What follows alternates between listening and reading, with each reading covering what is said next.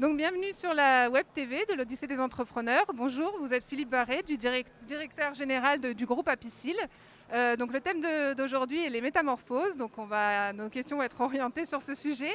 Donc ma première question sont plutôt sur les changements face aux crises. Donc pour vous, comment vous traversez les crises de manière générale? Est-ce que vous êtes quelqu'un qui vous adaptez, réadaptez votre entreprise pour quitte à changer la trajectoire si besoin, ou est-ce que vous tenez à maintenir votre cap coûte que coûte? Bonjour. Donc notre activité chez Apicil, c'est la protection sociale au sens large. Donc notre activité, indépendamment des périodes de crise, je dirais, elle est très liée à la vie économique, à la vie législative, réglementaire. Donc nos objectifs ne changent pas, notre raison d'être ne change pas. C'est dans une relation proche et attentionné de soutenir toutes les vies, toute la vie. Donc ça, veut dire l'objectif ne change pas. Par contre, effectivement, c'est par l'agilité que nous essayons de poursuivre cet objectif, y compris dans les temps de crise. Et justement, si on regarde cette crise actuelle que nous traversons, qui est du coup climatique, économique et sanitaire, on a pu voir qu'avec le Covid-19, des mesures radicales ont été prises et de manière très rapide. Est-ce que, par rapport à cette crise du coup, qui prend de plus en plus d'ampleur, est-ce que vous prenez des initiatives? Est-ce qu'il y a des initiatives qui naissent pour l'affronter? Alors, effectivement, la caractéristique de cette crise par rapport à, on va dire, peut-être toutes les autres jusqu'à présent, c'est qu'elle a touché le monde entier en même temps. Donc notre première préoccupation, puisque nous ne sommes pas à la première ligne, mais on n'en est pas très loin de Oui, sujet de la santé, tout à fait. ça a été d'assurer, tout en veillant à la sécurité de nos collaborateurs, de pouvoir assurer la continuité de nos services vis-à-vis des entreprises, vis-à-vis des salariés, vis-à-vis des retraités, tous nos clients. La deuxième, enfin, qui s'est fait en même temps, ça a été de venir en aide là où on le pouvait, hein.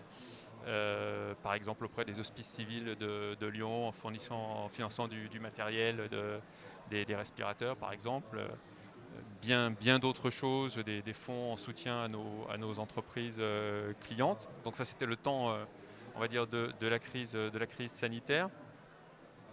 Aujourd'hui, l'adaptation, c'est plusieurs choses. C'est d'abord, on est dans un monde où le travail ne se développe plus de la même manière, hein. C'est-à-dire, il y a des gens qui sont là, des gens qui sont ailleurs, donc Avec le télétravail. c'est plus compliqué.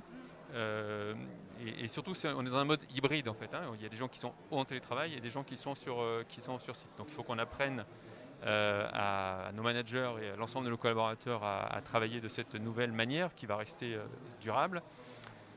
Il y a les outils, bien sûr, la digitalisation de l'entreprise qui doit être accélérée.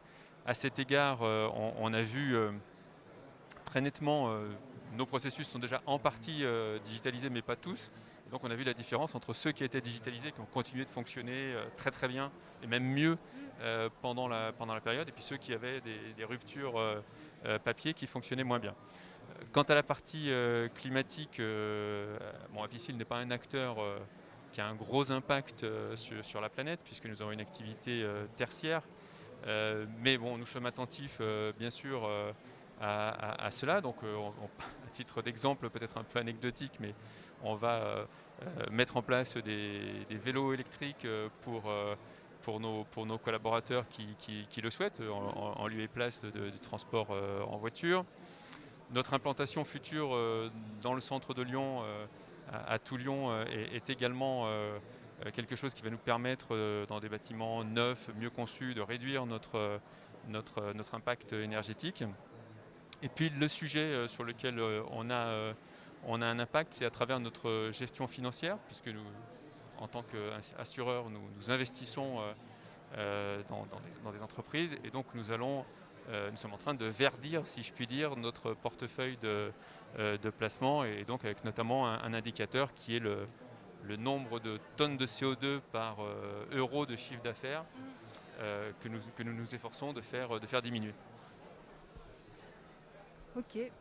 Du coup, justement, dans toutes ces transformations, donc, il y a une métamorphose qui est en train de s'opérer. Donc vous l'avez très bien décrit. Et donc pour vous, si je vous écoute bien, l'après-crise, donc cet après-métamorphose, ce sera positif ou négatif? Bien sûr, bien sûr, bien sûr, en tant qu'entrepreneur, on pense toujours que ça sera positif. Euh, je pense que oui, effectivement, comme ça a été dit sur une des tables rondes ce matin, euh, la crise finalement n'a pas vraiment fait émerger des sujets nouveaux. Par contre, elle les a mis avec une puissance inégalée sur le devant de la scène.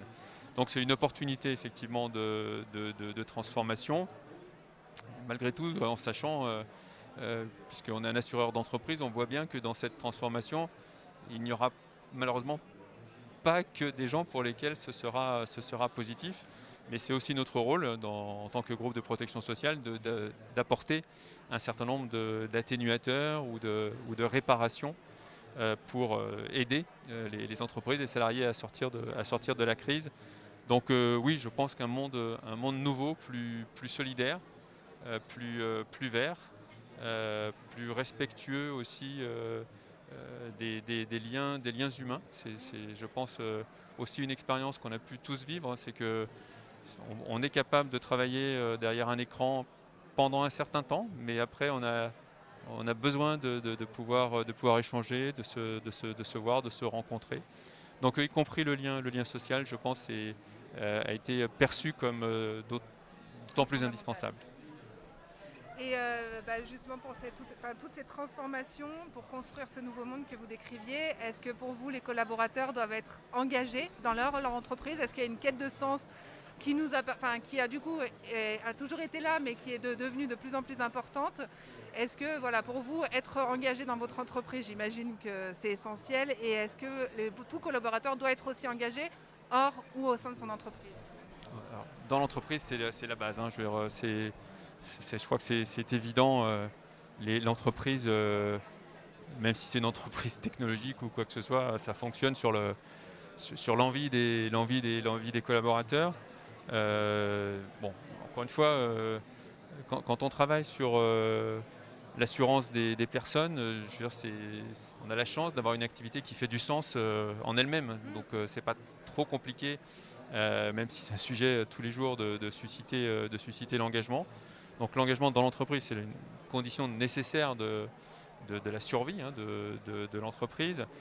Et puis effectivement, c'est vrai qu'on voit que notamment les jeunes générations posent de plus en plus la question du sens du travail. Alors elles posent toujours la question de la rémunération, hein, mais elles posent en plus la question du sens. Et on voit aussi beaucoup de collaborateurs, mais ça c'est indépendamment des âges, et on les encourage effectivement à cela en leur accordant du temps, hein, pour le faire, à s'investir en dehors, principalement dans des associations et des choses qui sont dans notre univers, donc que ce soit la santé, le retour vers l'emploi, l'accompagnement de jeunes issus de ce qu'on appelle les quartiers défavorisés.